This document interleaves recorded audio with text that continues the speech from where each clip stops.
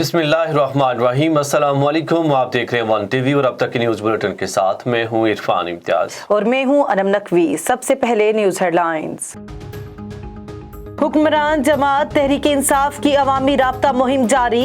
राब्ता अवामी मुहिम का चौथा जलसा आज हफ्साबाद में होगा। वजीर आजम इमरान खान जलसे से खिताब करेंगे। जलसे की तैयारियां मुकम्मल, सड़कों पर बैनर्स आवेजा, पार्टी परचमों की बहार। पाकिस्तान वज़ीर आज़म रिलीफ पैकेज पर नज़रसानी करे। 80 करोड़ डॉलर की नई किस्त के लिए मुज़ाकरात से कबल IMF का मुतालबा। आलमी मालियाती इदारे का टैक्स छूट खत्म करने का भी मुतालबा।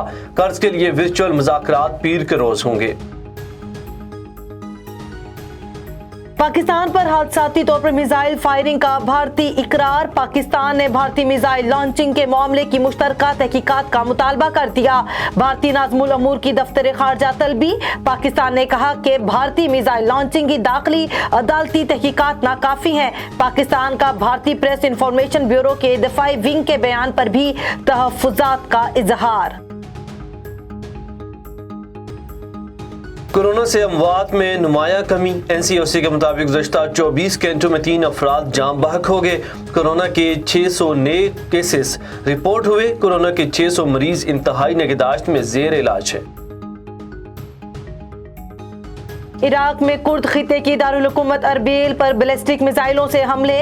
हुकाम के मुताबिक एयरपोर्ट के करीब तंसीबात को 12 रॉकेटों से निशाना बनाया गया। हमले के मुकाम के करीब अमरीकी फौजी भी तैनात हैं। अमरीकी वजीर खारजा का कहना है कि मिसाइल हमले इश्तियाल अंगेज, कोई अमरीकी फौजी जख्मी नहीं हुआ, न ही अमरीकी फौजी तंसीबात को कोई नुकसान पहुंचा। हेडलाइन से फिल वक्त इतना ही। मजीद खबरों और अपडेट्स के लिए देखते रहिए A1 TV। A1 TV, सब पे नजर, अंदर की खबर।